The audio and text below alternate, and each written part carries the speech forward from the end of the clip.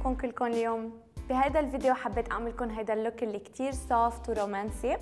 حبيت اعمل شيء هيك روز جولد وكلكم تقدروا تعملوه، فكرمال هيك استعملت هيدي الباليت من Urban Decay النيكد 3 لانه بعرف انه most of you have it واكثريتكم بتستعملوها، فحبيت استعملها بس لحتى تقدروا كلكم تعملوا هيدا اللوك.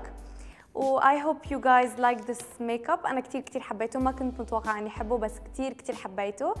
So ما تنسوا تتابعوا هاي الفيديو للأخير و stay tuned.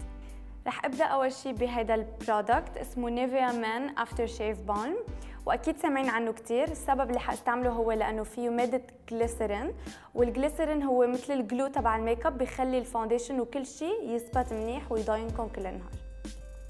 فحاستعمله كبرايمر على بشرتي.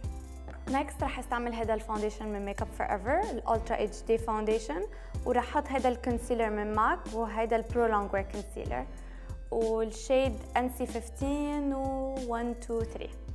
والسبب اللي عم بستعمل هذا الكونسيلر اللي هو كتير فاتح بالنسبه لبشرتي هو لاضوي تحت عيوني، لانه حابه هيدا اللوك يكون كتير هيك فريش وجلوي، فمشان هيك استعملت شيء شوي فاتح، مش كتير فاتح لحتى ما يطلع ما يظهر سواد تحت العين اكثر، بس لا شوي فاتح. NC 15 انا عاده بستعمل NC 20، هالمره NC 15. وهلا رح استعمل هذا البرودكت اللي حفظتوه كلكم، هي الكرايولين بروفيشنال ميك اب باودر، وهي ترانسلوسنت باودر. ححطها بس لثبت الكونسيلر تحت العين، وكتير بحبها لهالباودر لانه عن جد بتثبت منيح كتير، وما كتير بتبين بيضة على الصور، مثلا بالصور الفلاش ما كتير بتضوي ابيض، فهذا السبب اللي كتير عم بستعمله وكتير بحبه. مثل ما انكم شايفين حتى ثبتت على الجفن بس لحتى الاي شادو يكون سموث وينعمل له دمج بطريقه ناعمه وسوفت، ما يكون كتير فيه هارش لاينز وما كتير يلزق على العين، بس يجي مثلا بطريقه ناعمه وسوفت. فهلا رح استعمل هيدي الباليت من نيكد 3 لانه بعرف انه اكثريتكم عندكم اياها، فحبيت اعمل شيء كلكم فيكم تعملوه. رح استعمل هيدي الباليت من Urban Decay هي النيكد 3 لحتى اعمل هيدا اللوك اللي هو عباره عن روز جولد. ومثل ما انكم شايفين بهالباليت كل الالوان هيك شوي مزهره وشوي بينكش وجولد، فمشان هيك عم بستعمل هيدي الباليت. سوري على ايدي، تشادر هلكني. الاي شادو اللي رح ابدا فيه هو هذا الاي شادو اسمه ليميت، وحيجي بكسرة العين بطريقه ناعمه لحتى يكون ترانزيشن شيد.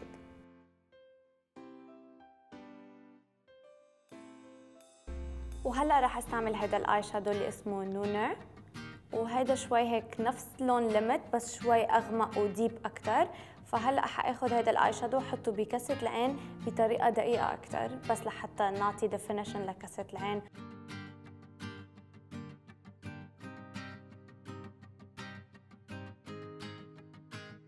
وهلا رح استعمل هذا الاي شادو اللي اسمه سترينج وهو هايلايت شيد، فاستعمله لاعطي اضاءه تحت الحاجب وبزاويه العين.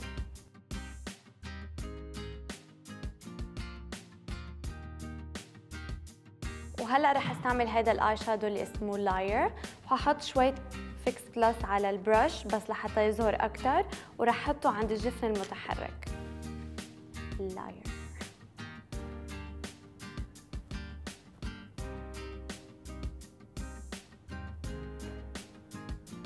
وهلا رح استعمل هيدا اللون اللي شوي جاي على ذهبي، بس ماني قادره اقول لكم شو اسمه لانه رايح شوي اسمه من تحت، بس هيدا اللون. ورح احط هيدا اللون بس بالنص الجفن بس لحتى يعطي هيك بوب على لون ذهبي شوي، فرح احطه بس بنص الجفن محل ما ببو العين بنور جد. هلا على سمول بنسل براش حارجع اخذ نونر اللي حطيته بكاسه العين بس لحتى ادمجه على البوتوم لاش لاين، يعني على الجفن المتحرك التحتاني. وهلا رح اخذ هذا الاي شادو اللي اسمه بلاك هارت، وهو هيك شوي اسود وفيه شويه لمعه، وححطه بس بالاوتر في يعني الطرف البراني من العين.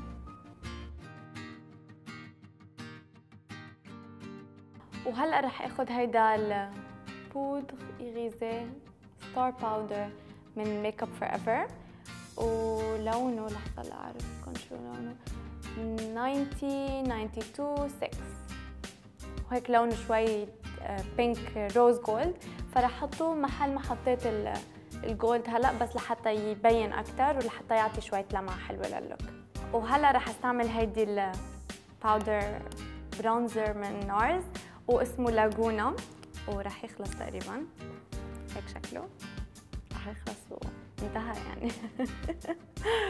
وراح احطه بس لاعمل برونزنج شوي لبشرتي ولاعمل شويه كونتورينج خفيف لماي تشيك بونز.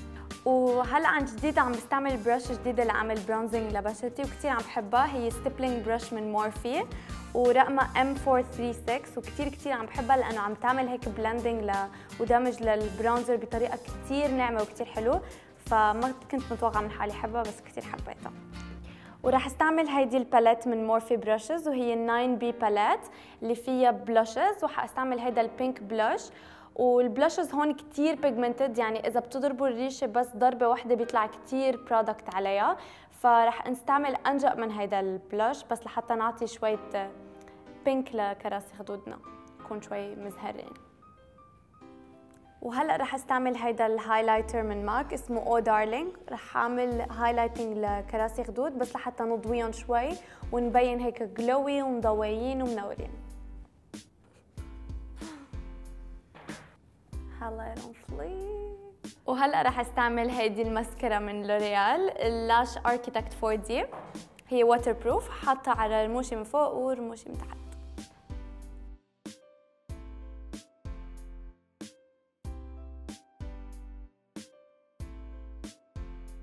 وهلا للحواجب رح استعمل هذا البراوز من اناستازيا بيفرلي هيلز، والشيد تبعتي ايبوني بس لحتى اعبي المحل الفراغات مش اكثر، لانه بدي شكلهم يكون ناعم وناتشرال ما كثير مبالغين.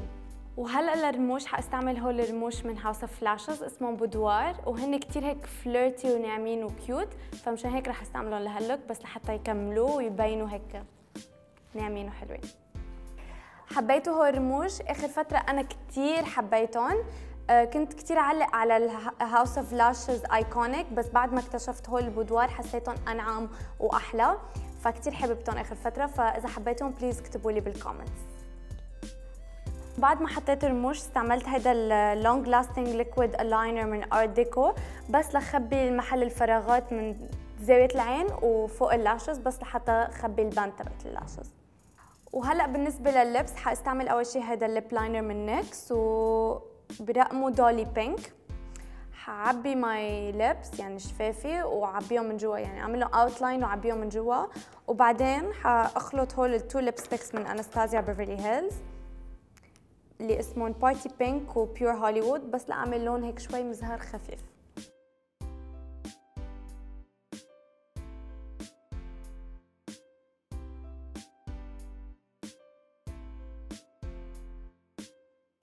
do this perfect, do this بصير يعني challenging myself. في بنات بيكرهوا يحطوا ميك اب. They just do it because they want to look better بس ما يعني they don't enjoy doing it. Okay, how's the lipstick on camera? Even?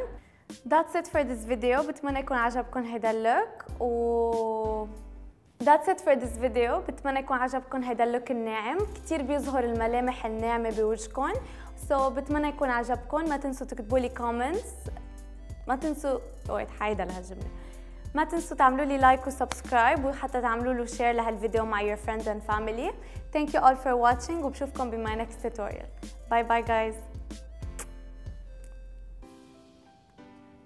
nails don't go. nails مخصن. شو الكونتاكت. انا عم بطلع على my nails.